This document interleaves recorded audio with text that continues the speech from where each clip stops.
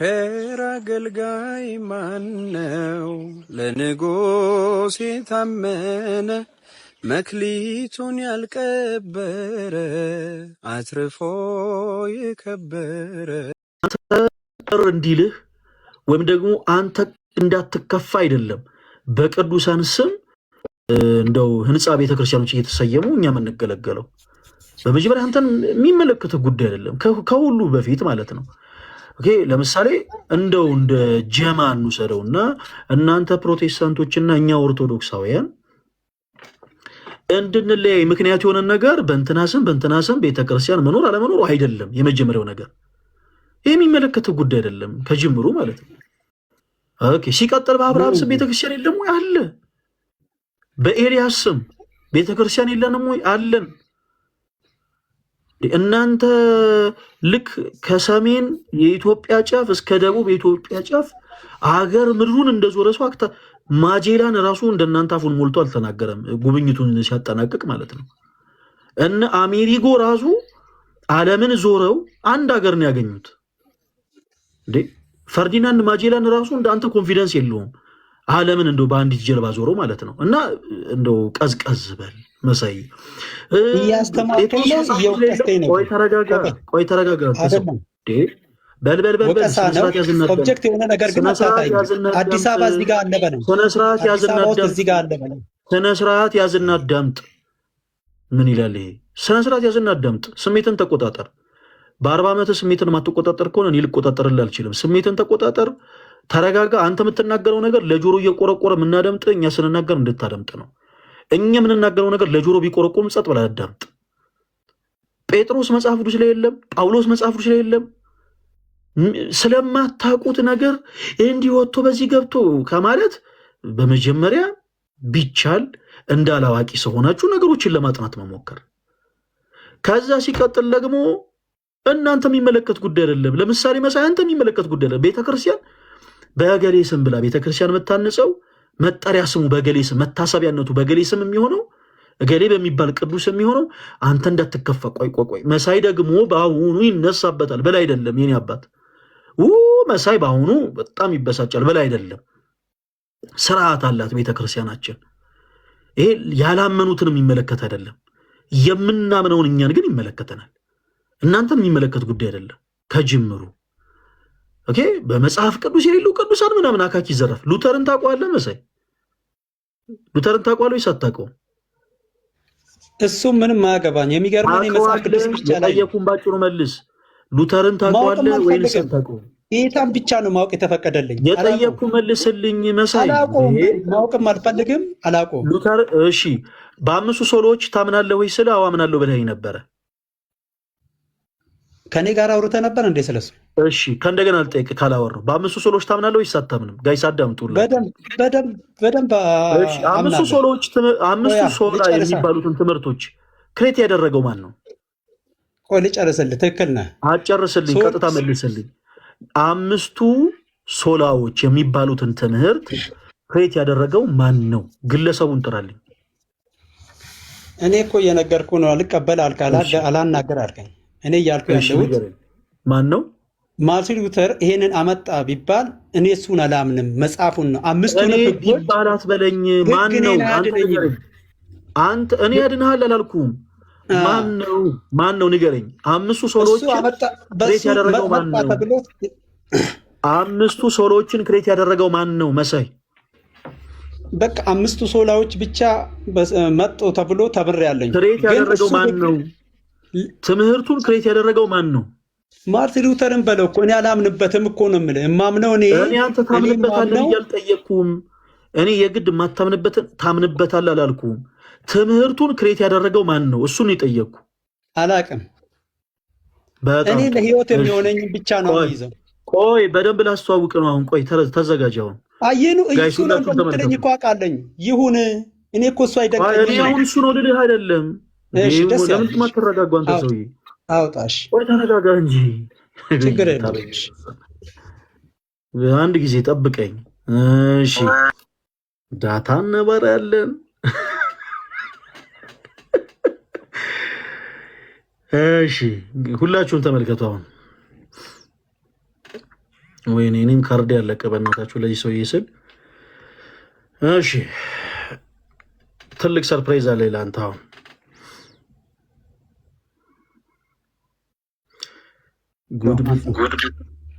እሺ እዚህ ጋር የግብረ ሰዶማውያን ባንዲራ ተንጠልጥሎበት የምታየው ይሄ የፕሮቴስታንት ቸርች ከስሩ ተጽፏል። የምን ቸርች ይላል?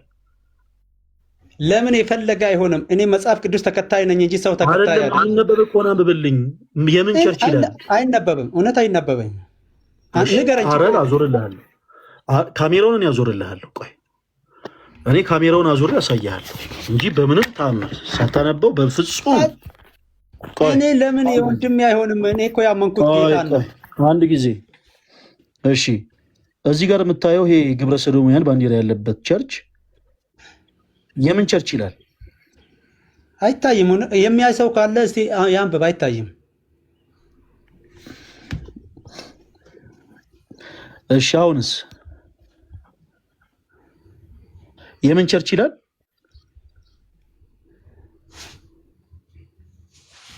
የሚታያችሁ ካለ አንብቡ። እኔ እስቲ አይ አንብብልን እንጂ ይሄ ይታያል። አቀረብኩልህ። አንብብ። ከዛ ይሄ ነው በለኝ እኮ። እኔ እንግሊዘኛ ትችላለህ ወይስ አትችልም? መሳይ እንግሊዘኛ ትችላለህ ወይስ አትችልም? አንተኑ ነው የማይታየው እኮ። ይታያል። ይሄ ነው በልና ዙም አድርጌልሃለሁ። ዙም አድርጌልሃለሁ። የምን ቸርች ይላል? ኧረ በኢየሱስ ስም ዙም አድርጌልሃለሁ። እሺ ችግር የለውም። አታንብበው እስቲ እንትን ሰውዬ አንብብ በለው። እዚህ ጋር አለ። ችግር የለውም። እኔ ልደንግጥ። ኧረ እኔ አልደነግጥም። እኔ አልደነግጥም። እውነት አልደነግጥም። መሳይ በቃ ተረጋጋ። እሺ ምንድን ነው? ምን ልትል ነው? እሺ ምንድን ነው? ሀሳቡን ተናገር። ችግር የለውም። ተረጋጋ ወንድማችን። ተረጋግቻለሁ። እሺ በጣም ጥሩ። እሺ አሁን ይህንን ያመጣውልህ ሌላ ጊዜ የአፍ ወለምታ ስለማይታሽ ነው። ሌላው ጊዜ ስትመጣ አንድ በማታውቁ ጉዳይ ላይ እንዳትፈተፍት፣ ሁለተኛ ቆይ የአፍ ወለምታ ስለማይታሽ ለምትናገረው ነገር ጥንቃቄ ውሰድ ለሌላ ጊዜ። ይሄ የምታየው ቸርች የሉትራን ቸርች ነው። የፕሮቴስታንት የመጀመሪያው ቸርች። እኔ አገባህል መቻልኩ እና ለምን እኔ የፈለገውን እኔ መጽሐፍ ቅዱስ ተከታይ ነኝ እንጂ እኮ ቸርች ተከታይ አይደለም። ታች ላሉ ሰዎች መናገር አልችልም እንዴ? መልእክቴን ከዚህ በኋላ መሳይ ጣልቃ ገባ ከሆነ ይኸውልህ ማውራታችን እኔ ራሴ ማይክል ሚውት አደርገዋለሁ። እንደ ልብ መናገር አልችልም። ስለዚህ ስሜትን የምትቆጣጠር ከሆነ ስሜትን ተቆጣጠር፣ ካልሆነ ግን እኔ መጽሐፍ ቅዱስ ለምን አናወራም? ማይክል ሚውት አድርግ፣ ሚውት አድርግ። ጎበዝ ልጅ። እሺ አሁን ያሳዩአችሁ የፕሮቴስታንት የመጀመሪያውን ቸርች ነው። የፕሮቴስታንት የመጀመሪያው ቸርች በነገራችን ላይ ምን ይባላል? ሉተራን ቸርች። እሺ ወንድማችን አካኪ ዘረፋለ መጣና ኦርቶዶክሳውያን በእንትና ስም ቸርች እንትን ትላላችሁ። በመጀመሪያ ከጅምሩ አንተ የሚመለከት ጉዳይ አይደለም። አንድ ሲቀጥል በነገሌ ቤተክርስቲያን የለም ለሚለው ሳታቅ አትናገር።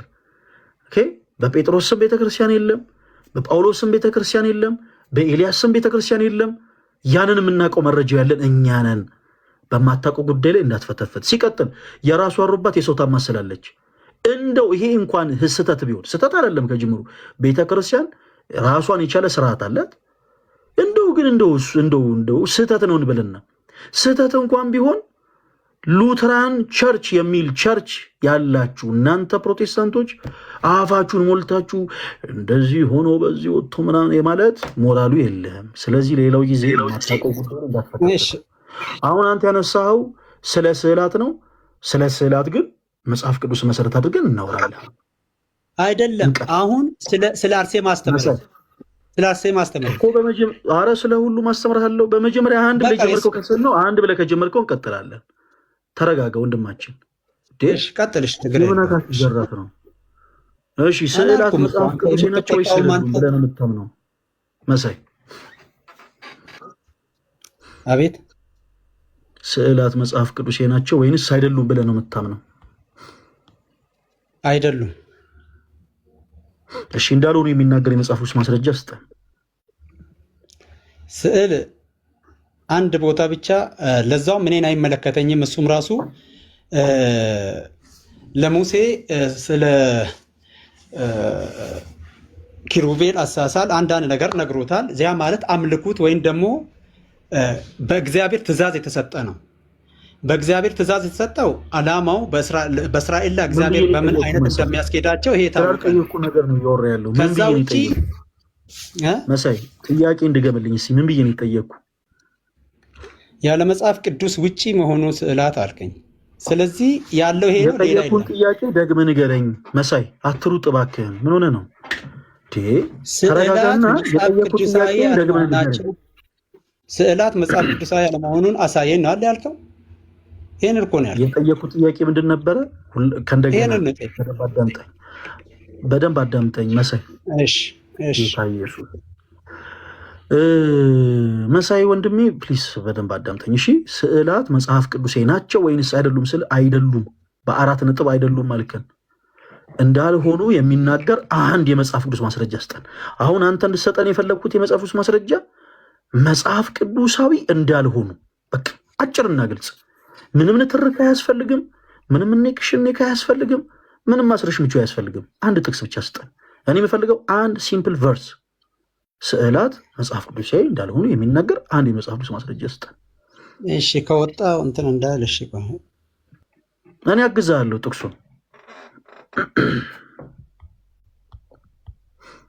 ጥቅሱን እኔ አግዛለሁ።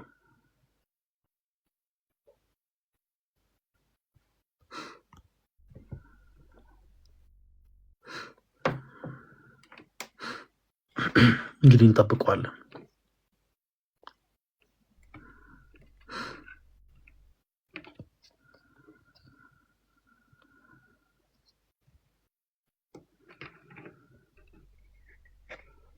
እስከዛ ሁላችሁም እዚህ ጋር ያለውን ሮሃብ ዲኮር እና ዌዲንግ ፕላነርን ሁላችሁም ፎሎ አድርጉት። እሺ ተወዳጆች፣ ሁላችሁም እዚህ ውስጥ ያላችሁ ቶች ወንድሞች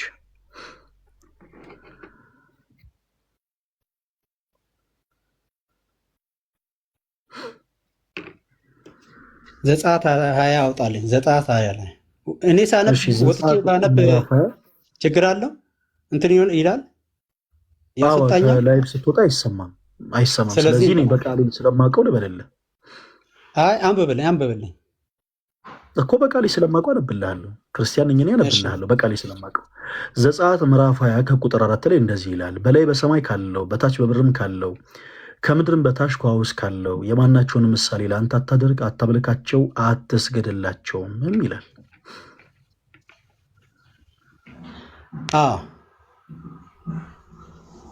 እግዚአብሔርም እንዲህ አለ ብሎ ነው የሚጀምረው። እግዚአብሔርም እንዲህ አለ፣ ከግብፅ ምድር ከባርነት ቤት ያወጣው እግዚአብሔር አምላክ እኔ ነኝ እያለ ነው የሚቀጥለው እና እኔ ነኝ አሁን እግዚአብሔር ነው የሚከተለው እና አላልክም መቼ አልካልኩም። ሀሳቡን ከዛ ይቀጥልና እግዚአብሔር በላይ በሰማይ ካለው ሲል በሰማይ ላይ ካለ የማናቸውን በምድርም የማናቸውን ከምድርም በታች የማናቸውን ስዕል ለራስ አታድርግ፣ አታምልካቸውም ይላል። ምስልም ስዕልም የተቀረጸውንም በምስልም አሁን ስለዚህ ይህንን ምስል አድርጎ ሰው እንዳልኩ እኔ ራሴ በወቅቱ በነበርኩ ጊዜ ምስሉን እየዳሰስኩ ነበር፣ ፊቴን እንትን የምለው በወቅቱ ባለው ማለት ነው። በዛን ጊዜ ያን ጊዜ ተው የሚል የለም። አሁንም ደግሞ ይደረጋል። በአይኔ ያየሁትን ከፈለክ ማስረጃ ልሰጥ ይችላለሁኝ። ተው አታውጣብን፣ እሱም ማስረጃ ፕሊስ። ተው በእናትህ ጉድ እንሆናለን። ትሆናላችሁ አይደለም። እሺ አሁን ወደ ቁም ነገሩ እንመለስ። ቆይ አንድ ጊዜ ስዕላት መጽሐፍ ይቅርታ በጣም ችግር የለም። ደስታ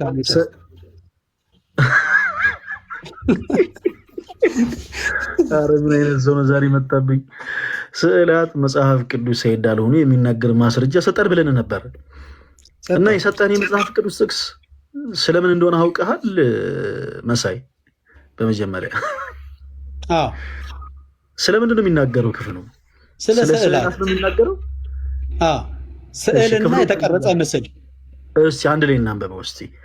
አሁን እሱ ጋር ስለሆነ ትልቁ እንትኑ እናወራ። ይሄ ተሻሽቼ ምናምን ስላልከውም ነገር እናወራለን። እሺ መሳይ በደንብ ታገሰን። እንዲህ ተረጋግተን ስናወራ እንደርስበታለን ሁሉም ነገር ላይ። እሺ ዘጸአት ምዕራፍ 20 ከቁጥር 4 ላይ ስንመለከት ምን ይላል መሰላችሁ? በላይ በሰማይ ካለው ከዛ በታች በምድርም ካለው ከምድርም በታች ከውኃ ውስጥ ካለው የማናቸውንም ምሳሌ ለአንተ አታድርግ፣ አታምልካቸው፣ አትስገድላቸውም ይላል። እዚህ መጽሐፍ ቅዱስ ክፍል ላይ አምላካችን እግዚአብሔር ሰዎች አንዳች ነገርን ቀርጸው እንዳያመልኩ እያዘዘ ነው አይደል መሳይ? አዎ በጣም ጥሩ። ሰው በማናቸውም ነገር በማናቸውም ቅርጽ የሆነ ነገር ቀርጾ ወርሺፕ የሚያደርግ ከሆነ የአምልኮ ምን ይባላል? ምን አምልኮ ይባላል?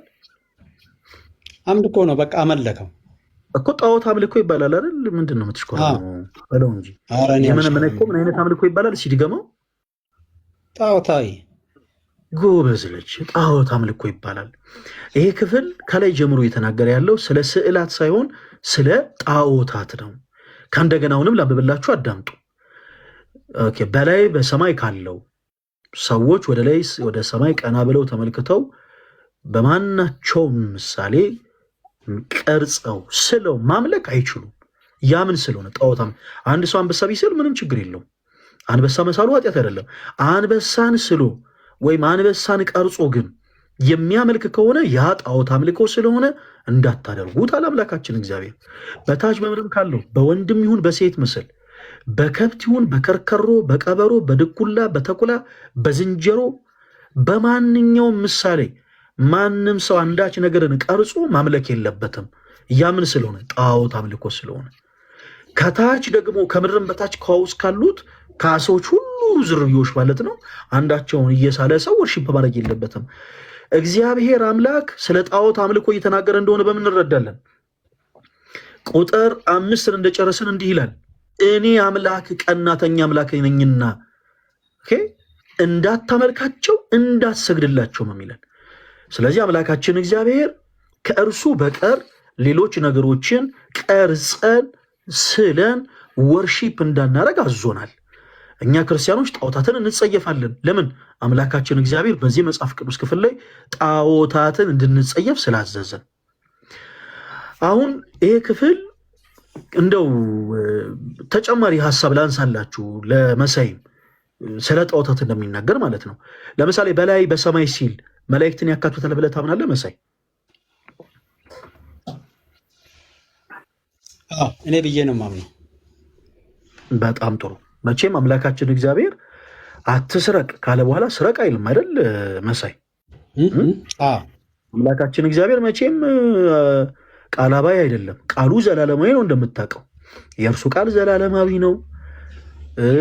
አትስረቅ ካለ በኋላ ስረቅ አይልም። አትግደል ካለ በኋላ ግደል አይልም። አታመንዝር ካለ በኋላ መንዝር አይልም። በመላእክት ምስል ደግሞ አትቅረጽ አትሳል ካለ በኋላ ቅረጽ ወይም ሳል አይልም። በጣም ጥሩ። ስለዚህ ይሄ በላይ በሰማይ የሚለው መላእክትን ያካትታል ብለህናል። እሺ ዘጸአት ምዕራፍ 25 ቁጥር 18 ላይ ምን እንደሚል አንብብልህ። 2 ኪሩቤል ከተቀጠቀጠ ወርቅ ስራ ይላል። ሁላችሁም አዳምጡ። 2 ኪሩቤል አምላካችን እግዚአብሔር በቀጥታ ነው እንደዚህ ያለው። ከተቀጠቀጠ ወርቅ ስራ ይላል። መሳይ ኪሩቤል ምንድን ነው? ኪሩቤል ትርጉሙ የሚጋርድ መልአክ ነው። ያው የሚጋርድ ነው የሚለው ትርጉም ላይ ያየሁት። ከዚህ ውጭ እንትን የለኝም እኔ። መልአክ ነው። በጣም ጥሩ። ስለዚህ አምላካችን እግዚአብሔር 2 ኪሩቤል ከተቀጠቀጠ ወርቅ ስራ ብሎ እዚህ መጽሐፍ ቅዱስ ክፍል ላይ ያዛል። ቅድም አንተ ዘጸአት ምዕራፍ 20 ላይ በላይ በሰማይም ያለው መላእክትን ጨምሮ ነው ብለን ነበር። አምላካችን እግዚአብሔር ደግሞ ቃሉ ዘላለማዊ ነው አይደለ መሳይ? ትክክል። በቀላሉ አንድ ምሳሌ እኔ እናንተ በቃ ሁለታችን የሚገዛ አንድ ሀሳብ ላንሳለን። አንድ በቃ አሁን እዚህ ጋር አንተም ያለበትን አቅጣጫ እኔም ያለበትን አቅጣጫ አንድ ጊዜ እርሳውና አንድ ነገር ብቻ አስተውል። ሰዎች ልባቸው ለጣዖት እኔ እናንተ እግዚአብሔር እንደው ወደ እርሱ በደንብ ይመልሰን። እኔ እናንተ እንደው እግዚአብሔርን ትተን ጣዖት ለማምለክ ልባችን ቢነሳሳና ወደ ላይ ወደ ሰማይ ቀና ብለን አንጋጠን ብንውል መላእክትን ማየት እንችላለን መሳይ?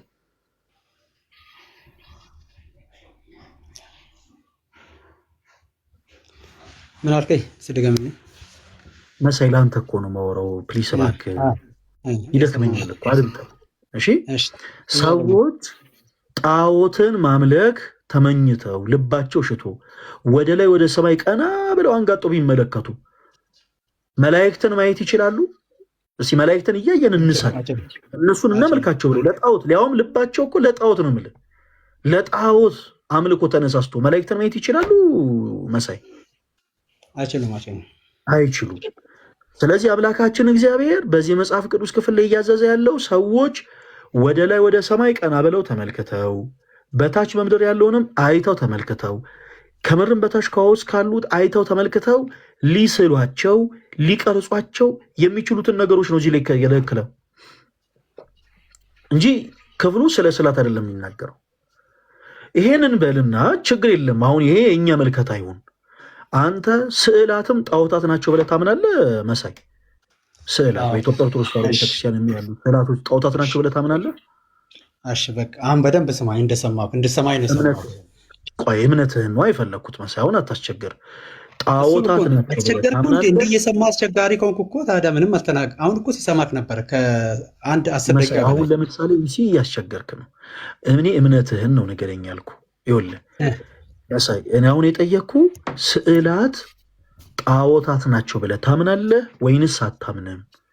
እሱን የጠየቅኩ አንተ እሱ መልስልኝ በቃ። ስለዚህ አሁን መልሼ አትያዘኝ፣ እናገራለኝ። በመጀመሪያ እምነትህን አስቀድምልን። እሱን መጀመሪያ ነገር እንትን ብዬክ ነው። አሁን እኮ እያልኩ ያለሁት ለምሳሌ ሰው ጣዖት ነው፣ ሰው ጣዖት ነው፣ ስዕልም ጣዖት ነው። እንዴት ይሆናል ነው? እንዴት ይሆናል? ለሚጠየቁ እባክህን መሳይ አዳምጠኝ። ጣዖት ነው ስዕላትን አንተ እኛ ስንረዳ ስዕላት ለብቻ ጣዖታትን ደግሞ ለብቻ አድርገን እንመለከታለን። የምንመለከትበትን ሪዝን በኋላ መጽሐፍ ቅዱስ መሰረት አድርጌ በደንብ አብራራልሃለሁ። አንተ አይ ስዕላትም ጣዖታት ናቸው ብለህ ታምናለህ ወይ? የጠየቅኩት ጥያቄ ጣዖት ነው ብዬ አላምንም እኔ። በጣም ጎበዝ። እሺ አሁን አትሰማኝም ማለት ነው። አየህ እኔም ብቻ ስማኝ ነው። አሁን እኔ ስማኝ። ጣዖት የሚያስብለው ለምሳሌ አንተ የበሬ ስዕል ስለክ በሬውን ለኤግዚቢሽን እንዲህ ለሆነ ነገር ብታደርገው ጣዖት አይደለም። ማምለክ ሲጀምር በሱ ላይ ያለ አቋም ሲጀምር ጣዖት ይሆናል ነገሩ። ሰውም እንደዛ ነው እንጂ ስለ ሳልክ አይደለም፣ ስለተሳለ አይደለም። ስለዚህ አሁን እኔ እየተናገርኩ ያለሁት እግዚአብሔር ሊጨርሳ። ቆይ አይጨርስክ፣ ቆይ አዳምጠኝ። አሁን እኛ የጠየቅነው ተመልስልን መሳይ እባክህን ፕሊስ። ነገሩ በጣም እንዲያስጠላት ታድርገው። የምናወራውን ነገር አንድ ጊዜ ብቻ ስማ ነው ያልከኝ። እውነት እኔ ስማ ብቻ ነው ያልከኝ። ለምን እኔ ሐሰትም ልናገር አስጨርሰን። እባክህን እንደው ስለ ጌታ ብለህ አዳምጠን። እኔም ስለ ጌታ ነው ማዳመጠህ እኮ ፕሊስ እባክህ፣ የለምንህ እኮ ነው። እኔ ሹሩሩ ብለን አድምጠን እያልን ነው መሳይ። ጣዖታት እና ስዕላት ይለያያሉ ካልከን ስለ ጣዖታት ጥቅስ አትስጠን። አሁን በቃ እዚህ ጋር ተስማማን ሁላችሁም። ጣዖት ምንድን ነው? እስቲ አስረዳኝ። ጣዖት ምንድን ነው? ጣዖት ምንድን ነው? እሱን አስረዳኝ። ቁጥር 4 ላይ የተጠቀሱት ጣዖታት ናቸው። አይ ጣዖት ናቸው አላለም። ሲሆን ነው ስታመልከው ነው ጣዖት የሚሆነው ነው። ታመልከው ነገር በቃ ካላመለከውስ ጣዖት ነው። ካላመለከውስ ምን ለምሳሌ ምን ቁስል ልጥቀስልህ? ምን ስዕሉን ስሎ በቃ እሱ ደስ ስለሚለው ብቻ ስዕል ከሳለና ካስቀመጠ ካላመለከ ጣዖት ይባላል? አይባልም። የሚባለው አክሽን ውስጥ ነው። ስለ ጣዖታት አይደለም መሳይ። አንድ ክርስቲያን ጣዖታት ተብሎ የተፈጠረ አለ እንዴ? ጣዖት ተብሎ የተፈጠረ ነገር እኮ የለም መሳይ። የምናገረውን ነገር ሳታደምጠኝ ገና ለገና እንዲህ ሊለኝ ነው በሚል ቸኩለ ለማውራት እባክህ አትሩጥ። ጣዖታትን አንድ ክርስቲያን እንዴት ጣዖታት ማምለክ ይቻላል ወይስ አይቻልም ብሎ እንዴት ያወራሃል? እንዴት አይነት የሞኝ ሀሳብ ነው ብራዘር? እንደዛ ብለን አናወራህም። እኛ ያልንህ ምንድን ነው? ስለ ስዕላት ስናወራ ስለ ጣዖታት አታወራን። በቃ አሁን ተስማማን እኮ። ጣዖታት ማለት ሰዎች በቃ ከፈቃደ እግዚአብሔር ርቀው ወርሺፕ የሚያደርጓቸው ቁስ ሊሆን ይችላል፣ እንስሳ ሊሆን ይችላል፣ ከብት ሊሆን ይችላል። በቃ ወርሺፕ ካደረገው ያ ጣዖት አምልኮ ይባላል።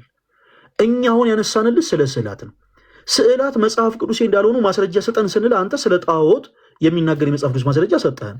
ስለዚህ እኛ ምን እያልን ነው? በጣዖታትና በስዕላት መካከል ልዩነት ስላለ ወንድማችን መሳይ ስዕላትን የሚመለከት የመጽሐፍ ቅዱስ ስጠን። ስዕላት መጽሐፍ ቅዱስ አይደሉም ብለህናል። እኛ የሚመለክ ማይመለክ እዛ ውስጥ አልገባንም። የሚመለኩ ስዕላቶች አሉ ብለን እኛም አልተናገርንም። ወደዛ ይመለካል ወይስ አይመለክም ወደሚለው እንድንገባ ግን ስዕላት መጽሐፍ ቅዱሳዊ እንዳልሆኑ አይደሉም ስላልከን እንዳልሆኑ የሚናገር አንድ የመጽሐፍ ቅዱስ ማስረጃ ስጠን። አንድ እሺ እሺ፣ አሁን እንደሰማው ስማኝ ነው። እሺ ስዕልም የተቀረጸም ነገር እኩል ናቸው። ምንድነው እኩል የሚያደርጋቸው? ያንንም ቀርጸ ቁጭ ካረከው ጣዖት አይሆንም። ስዕሉንም ስለ እንደ ስዕልነቱ ቁጭ ካረከው ፎቶ፣ ለምሳሌ የራስህ ፎቶ ለአንተ ጣዖት እንደማይሆን ስዕልንም ብስል ጣዖት አይሆንም። ጣዖት የሚሆነው በስዕሉም ላይ በተቀረጸውም ነገር ላይ ስትወስድ ጣዖት የሚል ስም ይሰጠዋል፣ የሚመለክ ማለት ነው። ያን አታድርግ ነው እንጂ ስዕል ስለሳል ሰዓሎች አሉ። አሁን እሱን ጣዖት ልንል ነው፣ ግን ማምለክ ከጀመረ ጣዖት ነው የሚሆነው ነው ነገሩ የተባለው እንጂ ጣዖት ተብሎ የሚፈጠር የለም ነው። አሁን ሰው ካመለከው በኢትዮጵያ ኦርቶዶክስ ተዋሕዶ ቤተክርስቲያን ውስጥ ያሉ ቅዱሳት ስዕላቶች መጽሐፍ ቅዱሴ ናቸው ወይንስ አይደሉም ብለህ ታምናለህ? ማን ነው ቅዱሳን ስዕላት ያደረገው ነው መጀመሪያ የኔ ጥያቄ። ቅዱሳን ያደረገው ማን ነው? ይቅርታ፣ በኢትዮጵያ ኦርቶዶክስ ተዋሕዶ ቤተክርስቲያን ውስጥ ያሉ ስዕላቶች መጽሐፍ ቅዱሳዊ ናቸው ብለህ ታምናለህ ወይንስ አይደሉም? አይደሉም ብዬ ነው። ስዕል ብቻ ናቸው ነው። በጣም ጎበዝ ልጅ። ኦኬ፣ ስለዚህ መጽሐፍ ቅዱሳዊ መሰረት የላቸው ብለናል። በጣም አሁን እንድንግባባን እናንተ አንድ ነገር እናደርጋለን። ይሄ በእጅ የምትመለከተው መጽሐፍ ቅዱስ አዲስ መደበኛ ትርጉም 66 መጽሐፍ ቅዱስ ነው። ይሄም በእጅ የምትመለከተው መጽሐፍ ቅዱስ አዲስ መደበኛ ትርጉም 66 መጽሐፍ ቅዱስ ነው። ሁለቱም መጽሐፍ ቅዱስ ከኢትዮጵያ መጽሐፍ ቅዱስ ማህበር እውቅና ውጪ በፕሮቴስታንቶች ብቻ በባይብሊካ ኢንተርናሽናል የታተመ ነው። ይኸው እዚህ ጋር የሚታያችሁ ከሆነ በባይብሊካ ኢንተርናሽናል ከኢትዮጵያ መጽሐፍ ቅዱስ ማህበር እውቅና ውጪ የታተሙ ናቸው። ስዕላት መጽሐፍ ቅዱስ ናቸው ወይንስ አይደሉም ስንል አይደሉም። በኢትዮጵያ ኦርቶዶክስ ተዋሕዶ ቤተክርስቲያን ያሉ አይደሉም ብለናል። ጥሩ፣ ወደ ዋናው ነጥብ እንገባ። ይሄ 66 መጽሐፍ ቅዱስ ነው። እዚህ ላይ ስዕል ይታያል መሳይ? ስዕል ነው። እሺ፣ የምን ስዕል ይታያል? መስቀል ብሎ ነው የሳሉት። እኔ ግን አላምንበትም። አንተ እኔ ታምንበታለሁ ያላልኩም። እኔ እዚህ ጋር የምን ስዕል ነው ያለው? ስዕል ነው ዝም ብሎ መስቀልም አይደለም። ባይዘው የመስቀል ቅርጽ ያለው የመስቀል ቅርጽ ነው ያለው። መስቀል እንዲህ አይነት አይደለማ። እኔ በግድ መነኝ አትበል። የኔን ሐሳብ መሳይ ለምንድን ነው የምትቆጣው? እኔ እኮ ያንተን የራስህን መጽሐፍ ቅዱስ አንስቼ እያወራሁት ያለሁት አልተቆጣም። አካኪ ዘራፍ በማለት በመቆጣት ልጆችን ሄደህ ተቆጣ። በእናትህ መሳይ እኔ ተቆጣኝ። እሺ ልጆች የሚባል እንደዛ እንትን ያልኩ ሰው አይደለ። አውቄ ነው እንደዛ አልኩ። ችግር የለውም። እሺ ቀጥል። እሺ በቃ ወደፊት ከወለድክ ልጆችን ተቆጣ እና ፕሊስ አዳምጠኝ። ሳትቆጣ ፕሊስ መልስልኝ። እሺ ይሄ 66 ይቅርታ ከተቆጣው ከነ እኔ ያው የራሴ ንግግር ይሆናል እንጂ የሰው ልቆጣ። እሺ ይቅርታን ተቀብያለሁ። ወደ ዋናው ወደሚጠቅመን ሐሳብ እንለፍ። ይሄ 66 መጽሐፍ ቅዱስ ነው። እዚህ ላይ የምን ስዕል ይታያል? መስቀል የሚመስል ስዕል ነው እንጂ መስቀል አይደለም። ግን አላምንበትም መስቀልም ቢሆን። እኔ አሁን የምን ስዕል ይታያል ያልኩህ 10 መስቀል የሚመስል። በጣም ጥሩ ጎበዝ ልጅ። ይሄ 66 መጽሐፍ ቅዱስ ነው። እዚህ ላይ የምን ስዕል ይታያል? እሱ ነው ትንሽ መስቀል የሚመስለው። የምን ስዕል ይታያል ያልኩህ ወዳጄ? መስቀል ያው መስቀል ስለሚባል በልማድ መስቀል። በጣም ጥሩ እሺ። እዚህ ላይ ያለው የምን ስዕል ነው? ያ መስቀል ሊመስል ነው። እኔ ያለው ሪያሊቲ ነው የምነግርህ።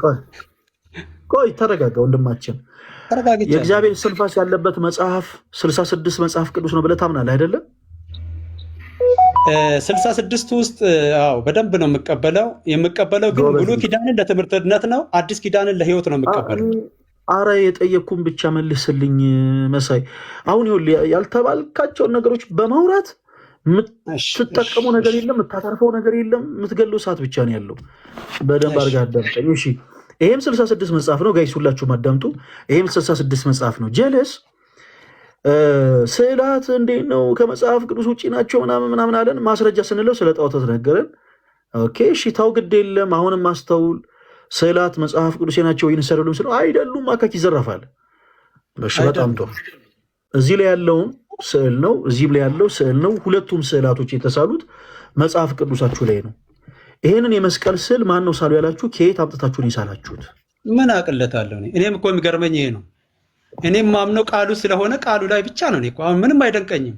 ጸሐፊውም ትክክል አይደለም። እኔ ትክክል ነው ስል እኮ ነው ትክክል አይደለም። በጣም ጎበዝ ልጅ። ለዚህ ለጠየቅኩ ለጥያቄ መጽሐፍ ቅዱስ የሆነ መሰረት ያለው መልስ አለ ወይስ የለህም? መሳይ ባጭሩ የለህም ማለት የለም። መጽሐፍ ቅዱስ ላይ የለም። ጎበዝ ልጅ። በዚህ ስትተባበረን ደስ ይለናል። በቃ ወደፊት እንቀጥል። እሺ ባጭሩ ቅዱሳት ስዕላቶች መጽሐፍ ቅዱሳዊ ናቸው ወይንስ አይደሉም ለሚለው ሐሳብ አንተ ያቀረብክልን ሐሳብ ምንድን ነው? አይደሉም፣ መጽሐፍ ቅዱስ አይደሉም የሚል ነው። መጽሐፍ ቅዱስ እንዳልሆኑ ግን ማስረጃ ሰጥተህናል ወይ አልሰጠህንም? ስለዚህ እኛ ምን እናደርጋለን? ዘጸአትን ስታውቅ እኔ ምስል ማለት ያው ስዕል ነው። ይሄም ስዕል ነው እኮ አሁን መስቀሉ። ዘጸአት የሚናገረው ስለ ጣዖት ነው። መሳይ ይኸውልህ መመለስ የምችል ከሆነ ስለ ጣዖት አይናገርም። ስለ ጣዖታት ነው የሚናገረው። አታምልክ ይላል። አንድ ሰው ካመለከ ጣዖት አምልኮ ነው። ካመለከ እኮ ነው እኮ። ስለዚህ አታምልክ አትስገድ ይላል። ስለዚህ ያንን የሚያመልክ የሚሰግድ ከሆነ ጣዖት አምልኮ ነው። ክፍሉ የሚናገረው ስለ ጣዖታት ነው። ወንድማችን ምን ነካ? የተቀረጸ ምስልም እኮ ነው። ምስል ማለት ያው ስዕል እኮ ማለት ነው። ምንም ነገር ማንኛውም ነገር ስዕልም ተስሎ ይኸውልህ ቅርጽም ተቀርጾ ሰው ካመለከው ጣዖት አምልኮ ነው። ክፍሉ የሚናገረው ስለ ጣዖት ነው እያልኩ ነው። ካመለከው ነው። ካመለከው ትክክል እኮ ነው። ተረጋጋ መሳይ፣ ተረጋጋው እኮ ካመለከው ነው። አሁን እዚህ ተስማምተህ ነበር እኮ ቅድም። መሳይ እባክህን አንድ ጊዜ ፕሊስ። ብዙ የመጽሐፍ ቅዱስ መረዳቱ የለህም አይደለ? ስለዚህ እያደመጥክን ብታወራ ጥሩ ነው። ብዙ መረዳቱ የለህም አይደለ? ልክ እኔ መጽሐፍ ቅዱስ ላይ ምንም ብጠይቅ በጣም እረዳለሁ። በጣም ምንም ብጠይቅ ታውቃለህ? ምንም ብጠይቅ ታውቃለህ አንተ? መጽሐፍ ቅዱስ ላይ ያለው ጠይቀኝ። ሁላችሁም አዳምጡ። እኔ ትዕቢተኛ ሰው ስለማይመችኝ እጠይቅሃለሁ። ትዕቢተኛ አይደለም። ብዙ አልወድም። አይ ችግር የለም እጠይቅሃለሁ። እሺ በደንብ አዳምጥ። አይ አሁን ምን መልመጥመጥ አያስፈልግም። የሚችለው ምናምን አትበለ። መልሳለህ ብለሃል፣ ትመልስልናለህ። አምስቱን ፔንታቶኒክ ቡክስ የሚባሉትን የጻፋቸው ማን ነው? ፔንታቶኒክ ስል እኔ ሰው መጽሐፍ ቅዱስ ጠይቀኝ እኮ ነው አባቴ። ስለ መጽሐፍ ቅዱስ ነው የጠየቅኩ። ስለ መጽሐፍ ቅዱስ ነው የጠየቅኩ ወዳጄ። እንዴ ምን ሆነ ነው? ስለ መጽሔት አይደለም የጠየቅኩ። ዘፍጥረት፣ ዘጸአት፣ ዘኍልቍ መሳይ እኔ ሙሴ ጻፈው የከሌ ጻፈው እኮ አይደለም። ከሆነ ስሜትን ተቆጣጠር ወዳጄ፣ አትነጫነጭ። ይሄ የአባት ቤት አይደለም። በቃ ስነ ስርዓት ያዝ። እሺ ወንድሜ ምን ሆነ ነው? ስለ ጻፊ እኮ አሁን ሙሴ ነው ብለህ ያን ብለህ እኔ ያጠቅመኝ። አሁንም ስነ ስርዓት ያዝ። አሁንም ስነ ስርዓት ያዝ። ስነ ስርዓትማ እኮ ነው። እኔን ተከተል ብቻ አትበለኛ። እኔ እኮ ፈረስ ጋሪ አይደለሁም። እኔም እኮ ራሴን የሚችል ነኝ። ማይክን ሚውት አድርገው ዴ እኔም ብቻ ስሙኝ። ማይክህን ሚውት አድርገው። በጌታ በይ ስንት አይነት ሰው አለ መሳይ ወንድማችን። እኛ በፍቅር አንተን ስናደምጥ የኛን ታግሶ ማዳመጥ እባክህ እንደ ሞኝነት አትቁጠረው። አንተ የምትናገርበት ደቂቃ ሁሉ አንተ ሚውት ማድረግ እኮ እንችላለን። ግን ይሄን ያክል ትዕግስት ደግሞ ተላብሰን ስናደምጥህ አንተም ነገሮችን አድምጠን አንተ ስትናገር እኛ የምናደምጥህ የምትናገረው ንግግር ትክክል ሆኖ አይደለም።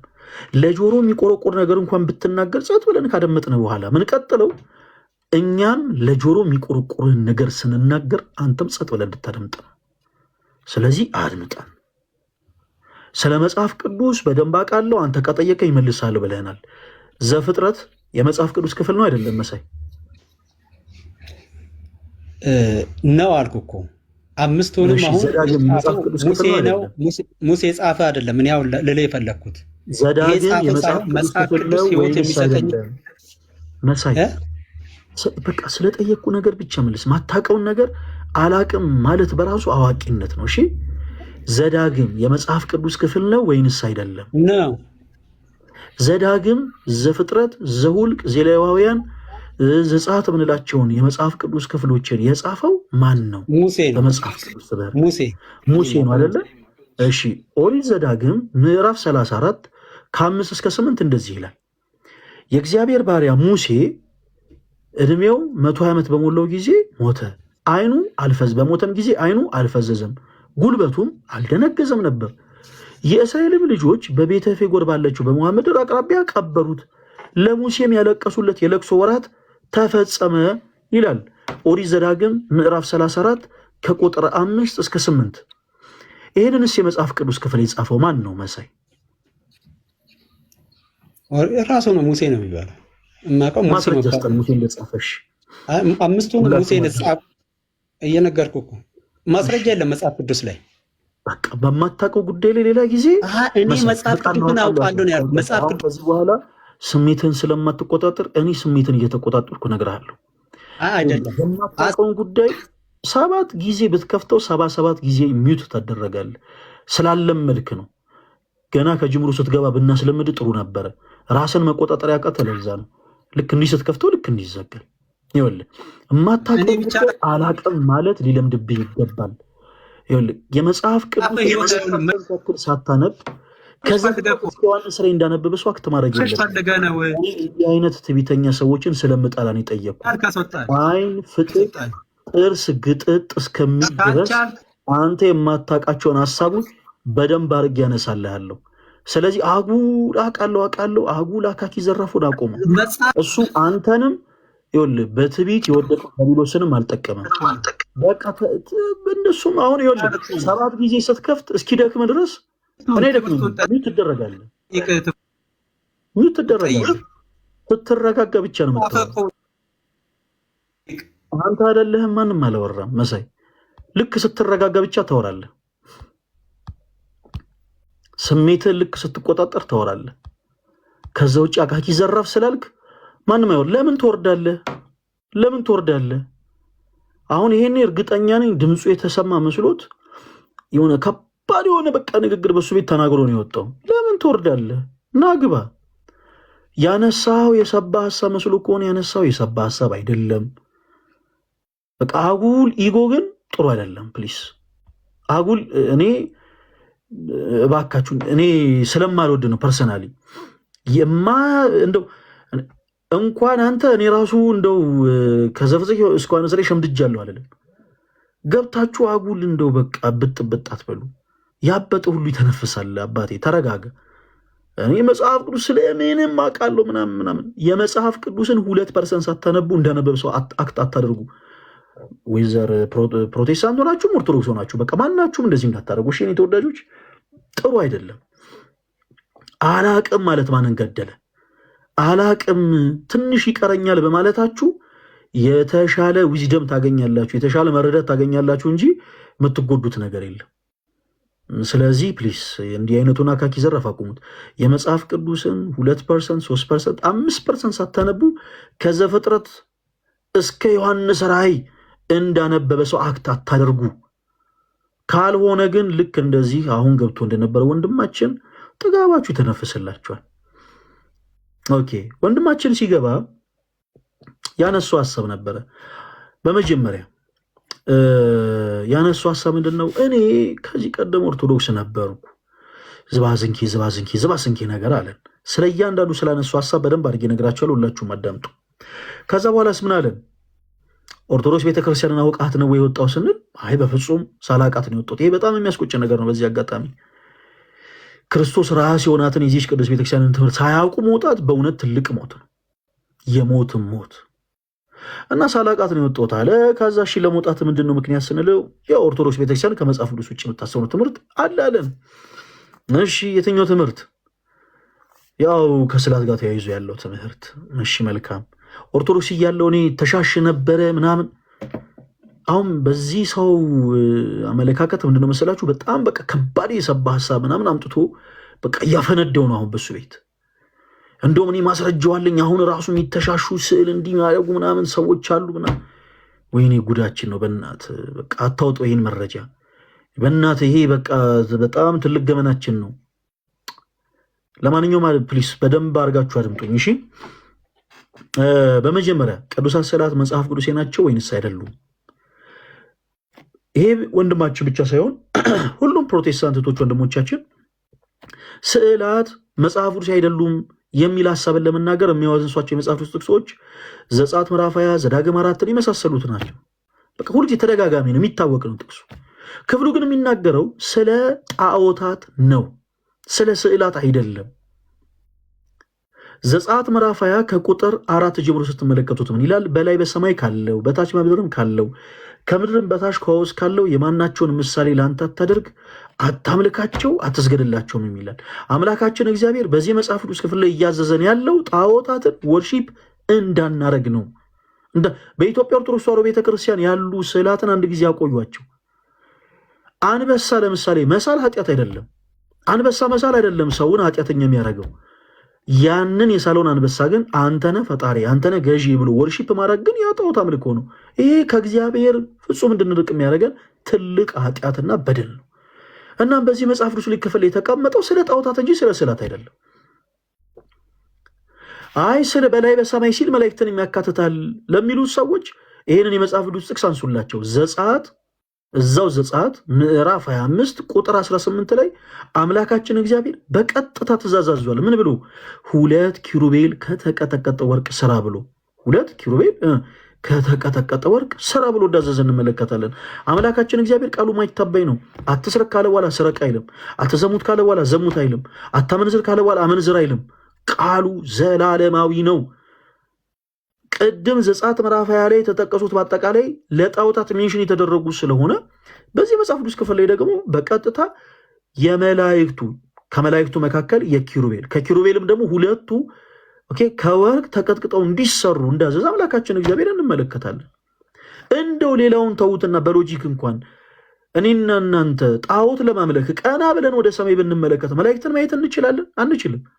እንኳን ልባችን ለጣዖት አምልኮ ተነሳስቶ ይቅርና በፈቃደ እግዚአብሔር በትጋት በንጽህና በቅድስና ጸንተን እስካልቆየን ድረስ ቅዱሳን መላእክትን ቅዱሳን ሰዎችን ለመመልከት የምንችልበት የቅድስና ደረጃ ላይ መድረስ አንችልም። ስለዚህ ሰዎች ጣዖትን ለማምለክ አንዳች ነገር ለምሳሌ ለመስራት ሲያስቡ ቀና ብለው ወደ ሰማይ ሲመለከቱ በሰማይ ሊያያቸው የሚችሉ የሰማይ ሰራዊቶች ምንድን ናቸው? ፀሐይ፣ ጨረቃ፣ ከዋክብት፣ አዕዋፍት፣ ደመኖች ናቸው። እነዚህ ነገሮች ሰዎች ሰርተው ቀርጸው ወርሺፕ የሚያደርጉ ከሆነ ያ ጣዖት አምልኮ ይባላል። እያንዳንዱ ፕሮቴስታንት በጭፍን ኦርቶዶክስ ቤተክርስቲያን እንደሚጠላ በምንድን የምታውቁት መሰላችሁ? በእያንዳንዱ መጽሐፍ ቅዱሳቸው ላይ ስዕል አለ። ስዕላት መጽሐፍ ቅዱሴ ናቸው ወይስ አይደሉም ስትሏቸው አይደሉም ነው መልሳቸው። እሺ ይኸው እዚህ ጋር ያለው ስዕል ማን ነው ሳሉ ያላችሁ? ወራጅ አለ።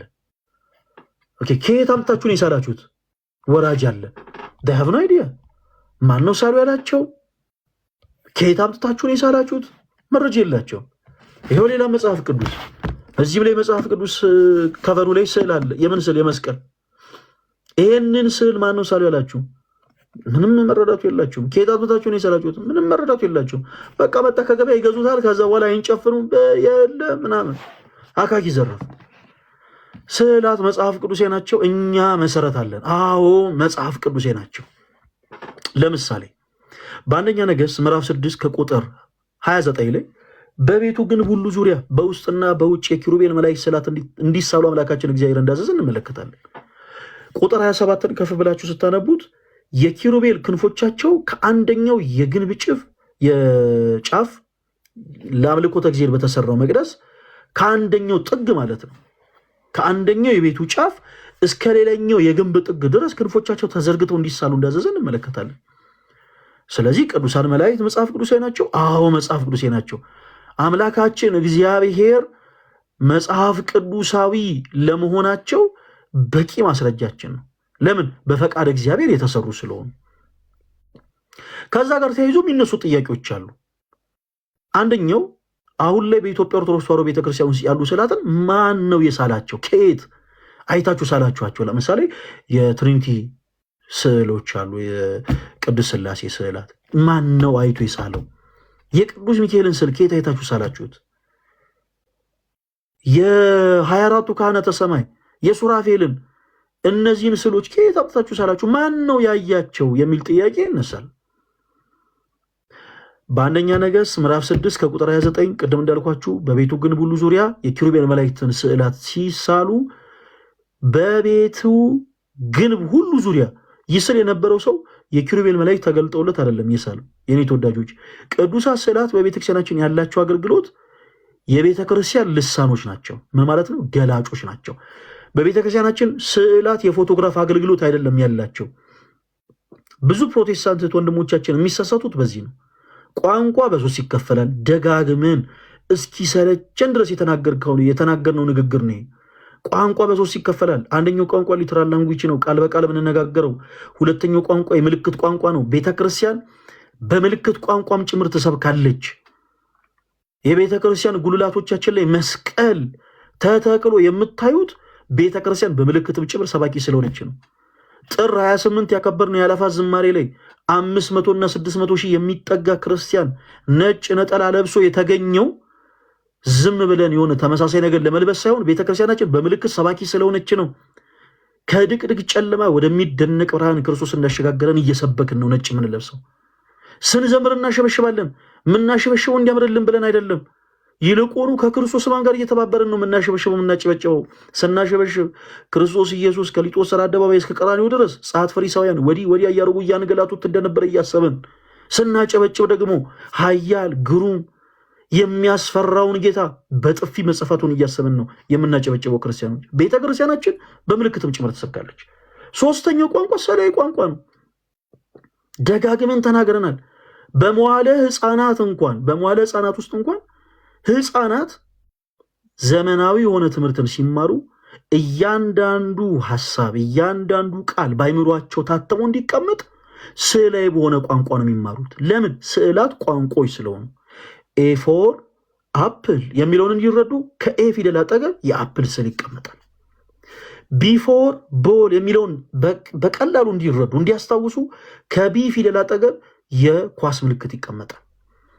የኢትዮጵያ ኦርቶዶክስ ተዋሕዶ ቤተክርስቲያን በሁሉም ቋንቋዎች ወንጌልን ትሰብካለች። በሁሉም ሊተራል በሆነው ቋንቋ ሊያውም በተለያዩ ልሳኖች ወንጌልን ትሰብካለች።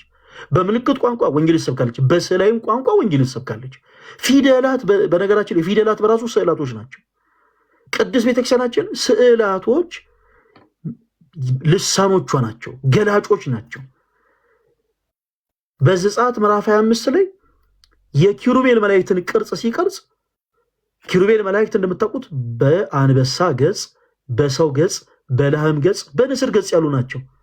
እነሱን እንዲያጠይቅ አድርጎ ሳላቸው፣ እነሱን እንዲያጠይቁ አድርጎ ገላጭ አድርጎ ቀረጻቸው እንጂ አይቶ ተመልክቶ ሳላቸው የሚል የመጽሐፍ ቅዱስ ሐሳብ የለም። የኪሩቤል መላእክቶች ተገልጠውለት እስቲ አንዴ ክንፎቻችሁን ዘርጉ፣ እሺ አሁን ደግሞ ትንሽ ዘወር በሉ፣ እስቲ አሁን ደግሞ ክንፎቻችሁ መልሱት እያለ እየተመለከታቸው ሳሌ የሚል ሐሳብ የለም። በቤተ ክርስቲያናችን ግን ምንድናቸው ብለናል? ገላጮች። መጽሐፍ ቅዱስ ላይ የተቀመጡት ሐሳቦች ገላጭ ሆነው ይቀመጣሉ። ለምሳሌ በማቴዎስ ወንጌል ላይ ክርስቶስ ድንቅ መካር ኃያል የሆነው ጌታ በቤተልሔም ግርግም እንደተወለደ ይናገራል የመጽሐፍ ቅዱስ ክፍል። ይህንን የመጽሐፍ ቅዱስ ክፍል ገላጭ በሆነ መልኩ ስዕላዊ በሆነ ቋንቋ ቅድስት ቤተክርስቲያን ትሰብካለች። ከስዕሉ ስር ምን ተብሎ ይቀመጣል? ክርስቶስ በቤተልሔም ግርግም እንደተወለደ። እንደው ለንጽጽር አንድ ነገር ላንሳላችሁ። ደጋግሜ ይህንን ምሳሌ አንስቼዋለሁ። አንድ መስማት የማይችልም ሰው ወደ ፕሮቴስታንት አዳራሽ ብትወስዱት በማየት ብቻ ሊረዳ የሚችል የክርስቶስ ወንጌል ምንድን ነው? እንደው በጌታ ለለመናችሁ እስቲ ንገሩኝ። እስቲ ፕሮቴስታንት የሆናችሁ ቶች ወንድሞች እስቲ ኮሜንት ላይ ጻፉልኝ። እስቲ አንድ መስማት የማይችል ሰው በአካል ጉዳት ላይ ያለ አንድ ወንድም እንግዲህ ኦብዘርቭ በማድረግ ብቻ ሊረዳ የሚችል አንድ ወንድም ወደ ፕሮቴስታንት አዳራሽ ውስጥ ብታስገቡት በማየት በመመልከት ብቻ ሊረዳ የሚችል የክርስቶስ ኢየሱስ ወንጌል ምንድን ነው? እስቲ ወደ መጽሐፍ ቅዱስ ሐሳብ ሊወስዶ የሚችል አንድ ሐሳብ ምንድን ነው? እስቲ ንገሩኝ። ምናልባት ወደ ፕሮቴስታንት አዳራሽ ሲገባ ስሪፒስ የለበሰ ማይክ የያዘ ነጭ ጨርቅ የያዘ ሰው የተለያዩ ሰዎችን ጭንቅላት እየነካ ሲጥል ሊመለከት ይችላል። ከፊት ለፊቱ የተቀመጡ ሰዎች የሆነ ሰዓት ላይ ሲቆሙ የሆነ ሰዓት ላይ ሲቀመጡ ሊመለከት ይችላል።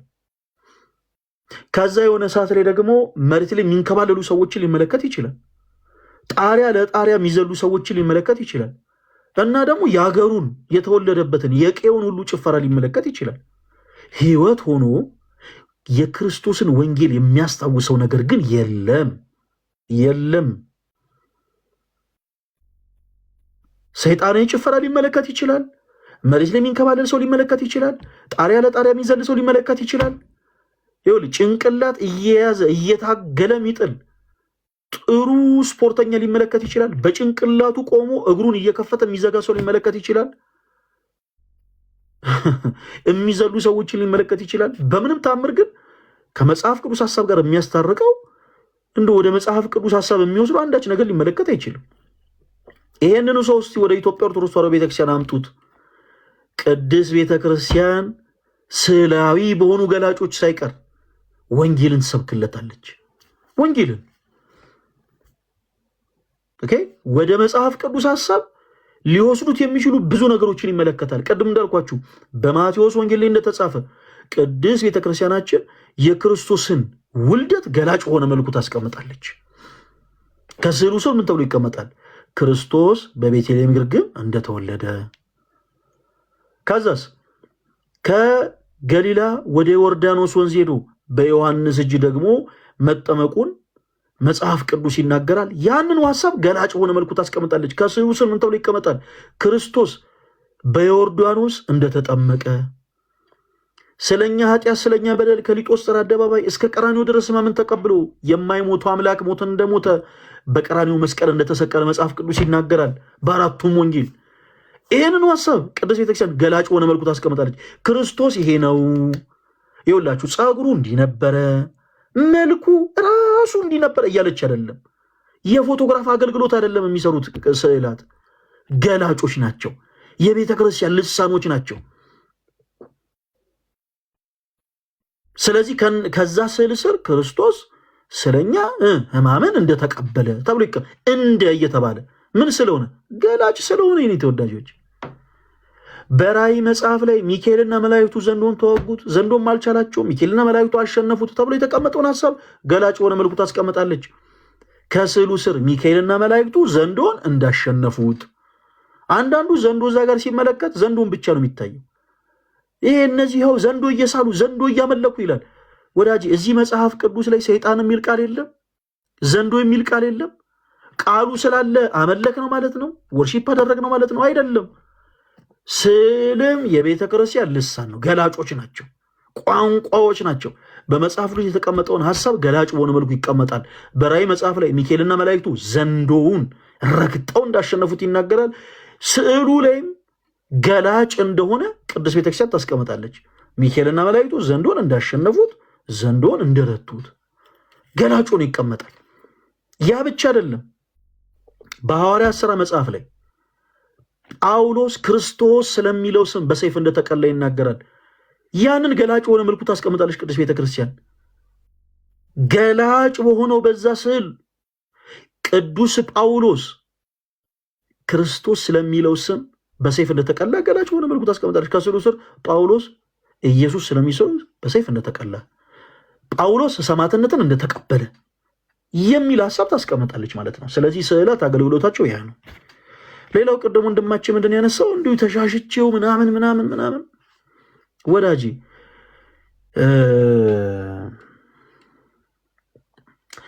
የሆኑ አገልጋዮችን ላባቸውን የጠረጉበትን ጨርቅ ወደ አፍ ከቶ ከመብላት፣ ላባቸውን የጠረጉበትን ሱፍ አላምጦ ከመዋጥ፣ እውነት ለመናገር ቀድሞ የነበርክበት ቤት ውስጥ ሳታስተውል ያደረግከው ነገር እጥፍ እጥፍ እጥፍ እጥፍ ይሻል ነበር።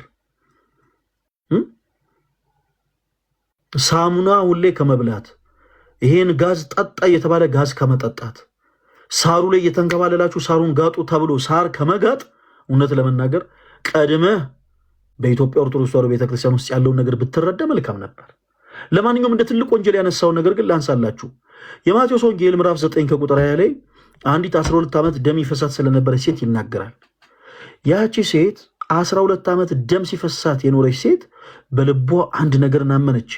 ወደ ክርስቶስ ቀርቤ የልብሱን ጫፍ፣ የምኑን ጫፍ? የልብሱን ጫፍ የነካው እንደሆነ ከደዌ ድናለሁ ብላ አመነች። ወደ ክርስቶስ ቀረበች፣ በእጆቿ ጨርቁ እንዳሰሰች፣ እናም ከእምነቷ ዳነች። ክርስቶስ ኃይል ወጥቶኛል ብሎ ወደ እሷ ዞረ። እናም እንዲህ አላት፣ ልጄ ሆይ አይዞሽ፣ እምነትሽ አድኖሻል አላት። በኢትዮጵያ ኦርቶዶክስ ተዋሕዶ ቤተክርስቲያን የሚደረጉ ገቢረ ተአምራቶች በነገራችን ላይ ያላመኑ ሰዎች የሚመለከቱ አይደሉም። ሰው እንዴት በዚህ ዳነ ብሎ 1 ሲደመር 1 እኩል ይሆናል 2 የሚል ውጤት አጠብቁ። ተአምር ልክ እንደ ስሙ ከአይምሮ በላይ የሆነ ነው። ሰዎች ባመኑበት ልክ ግን ዋጋ የሚያተርፉበት፣ ዋጋ የሚያገኙበት ማለት ነው። በኢትዮጵያ ኦርቶዶክስ ተዋሕዶ ቤተክርስቲያን ውስጥ ያለን እኛ አማኞች፣ በክርስቶስ የምናምን እኛ አማኞች እንደየእምነታችን አንዳንዱ በጸበል፣ አንዳንዱ በወንጌል፣ አንዳንዱ በቅዳሴው ጸሎት፣ አንዳንዱ በቅዱሳት ስዕላት፣ አንዳንዱ በእምነት እንደየጸጋው እንደየእምነቱ ከደዌ ሥጋ ይድናል። ሰዎች እንዴት ከደዌ ሥጋ ዳኑ? በመጀመሪያ ማመን ይጠበቅባቸዋል።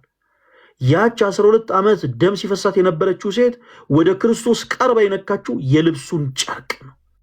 ጨርቅ ግዑዝ ነገር ነው የኔ ተወዳጆች። ነገር ግን ክርስቶስ የለበሰው ያ ቀሚስ የተቀደሰ ነው፣ የተለየ ነው። ስሜት የሆናችሁ አካኪ ዘራፍ የምትሉ ሰዎች አስተውላችሁ ተናገሩ። ቅዱስ የምንለው አምላካችን እግዚአብሔርን ብቻ ነው። የእርሱ ቅድስና የባህሪው ነው። ማንም አይሰጠውም፣ ማንም አይነጥቀውም። ቅድስና የገንዘቡ ነው፣ ባህሪው ነው። ቅዱሳን የምንላቸው በጸጋ ቅድስናን ገንዘብ ያደረጉ ናቸው።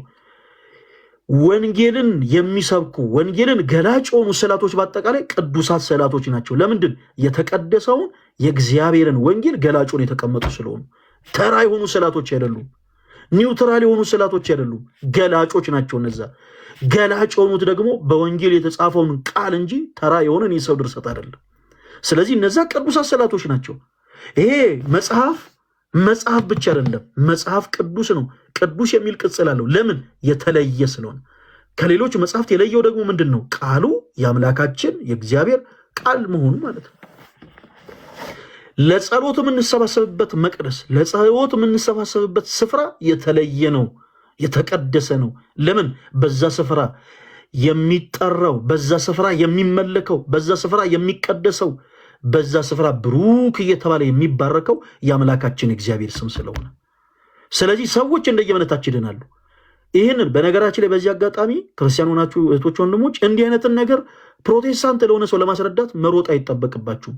ምክንያቱም ፕሮቴስታንት የሆኑ እህት ወንድሞቻችን ከጅምሩ በክርስቶስ ኢየሱስ አላመኑ።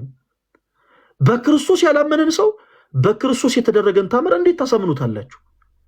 ሀሎተ እግዚአብሔርን ለምሳሌ የማያምንን ሰው ሙሴ ቀይ ባህርን ከፈለ ብትሉት ምንድን ነው የሚጠቅመው? ሙሴ ቀይ ባህርን ከፍሏል ወይስ አልከፈለም? አዎ ከፍሏል። አያችሁ፣ ይሄ ተአምር ነው፣ ከአይምሮ በላይ የሆነ በእግዚአብሔር እስካላመንን ድረስ ልንቀበለው ልናምነው የማንችል ለአይምሯችን የሚከብድ ተአምር ነው። ይሄ ከአይምሮ በላይ የሆነ ነገር ስለሆነ ተአምር ብለን እንጠራዋለን። ሙሴ በአንድ በትር ቀይ ባህርን የሚያክል ባህር ለሁለት ሊከፍል የቻለው በእግዚአብሔር ኃይልና በእግዚአብሔር እርዳታ ነው። ሀሎተ እግዚአብሔርን ያላመነ ሰው ግን ሙሴ እኮ ቀይ ባህርን ከፈለ ብትሉት ለሱ ተረት ተረት ነው።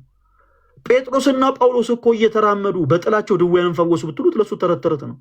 ኢያሱ በገባዖን ሰማይ ላይ ፀሐይን አቆመ ብትሉት ለሱ ተረት ተረት ነው። እንዴ ምንድነው? ስለ አስትሮኖሚ ያታቅም ነው? ምንድነው? ስለ አስትሮኖሚ ያታቅም እንዴ ምናምን ብሎ ነው አፍ ይዞባችሁ የሚሄደው። እግዚአብሔርን ያመነ ሰዓት ግን ያንን ማሳመን ቀላል ነው። በቃ እግዚአብሔርን ካመነ በኋላ ሙሴ ቀይ ባህር እንደከፈለ መንገር አይጠበቅባችሁም። እግዚአብሔርን ካመነ በኋላ ጴጥሮስና ጳውሎስ በጥላቸው ድውያንን እንደፈወሰ ድውያንን እየፈወሱ እንዳለፉ መናገር አይጠበቅባችሁም። እግዚአብሔርን ካመነ በኋላ በእግዚአብሔር ያመነው ነቢዩ ኤልያስ የሞተ ሕፃንን ከሞት ማስነሳቱን መንገር አይጠበቅባችሁም። አለቀ በቃ። ያ ሰው እግዚአብሔርን ካለማመን ወደ ማመን ተሸጋግሯል። እዚህ ውስጥ ያላችሁ ፕሮቴስታንቶች ወንድሞች ተአምርን እንደ ኢሹ አድርጋችሁ ማንሳት የለባችሁም። ለምን? በመጀመሪያ በክርስቶስ አላመናችሁም። መጀመሪያ መጽሐፍ ቅዱሴ በሆነው ትምህርት አላመናችሁም። በመጀመሪያ በመጽሐፍ ቅዱሴ ትምህርት መግባባት ይቀድማል። ከዛ ይሄ ነገር እንዴት ሆነ? ካመናችሁ በኋላ የምናወራው ነገር ይሆናል ማለት ነው። ክርስቲያን የሆናችሁ እህቶች ወንድሞችም ዙሪያችሁ ያሉ ፕሮቴስታንት እህቶች ወንድሞች አላስፈላጊ የሆነ ጥያቄ ሲያነሱ አላስፈላጊ በሆኑ ጥያቄዎች ቁጭ ብላችሁ አትከራከሩ። እንዴት ሰው ስዕል እንዲህ አድርጎ እንዴት ይድናል ምናምን ሲላችሁ ይኸውልህ እንዴት መሰለ ወደሚል ተረተሩ ውስጥ አትግቡ። ያንን ማስረዳት ግዴታ የለባችሁም። በመጀመሪያ ሰው ማመን አለበት። ያላመነን ሰው ልናሳምን አንችልም። 12 ዓመት ደም ሲፈሳት የነበረችው ሴት የክርስቶስን ጨርቅ ነክታ ከደዌው የተፈወሰችው ስላመነች ነው። ክርስቶስም ዞር ያላት ምንድን ነው? ልጄ ሆይ አይዞሽ እምነትሽ አድኖሻል ነው ያላት። ሰዎች በክርስቶስ ካመኑ በኋላ እንደየእምነታቸው ገቢረ ተአምር ይደረግላቸዋል። ሰዎች ሳያምኑ ግን እንዴት ሙሴ ቀይ ባህርን ከፈለ ሲሉ ለማስረዳት አትሯሯጡ። እንዴት ኢያሱ በገባዖን ሰማይ ላይ ፀሐይን አቆመ ስትባሉ ለማስረዳት አትሯሯጡ። እንዴት እንደኛ ሰው የሆነው ኤልያስ የሞተ ሕፃን ልጅን ከሞት ላይ ያስነሳች ያለ ስትባሉ ለማስረዳት አትሯሯጡ። ይሄ ተአምር ነው። በመጀመሪያ ማመንን ይጠይቃል።